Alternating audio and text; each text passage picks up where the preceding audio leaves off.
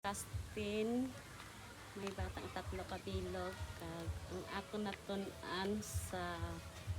responsible parenthood family planning ang pagtudlo sa kabataan kag papaeskwelahon kag sa pagpalangga kag maayo nga pamatas sa amon yung mag-asawa binuligay kami kung ano man ang among problema ginaistorya namon kag way namon ginapabati sa bata kung gaawan kami o kuno ay pag-istorya namon sa akong banang nga amulan ang among nga bataon kag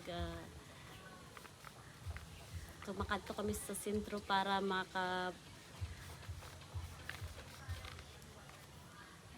makabalo ka kung paano mag family planning. Nagapasalamat gid kami sa among nga lecturers sa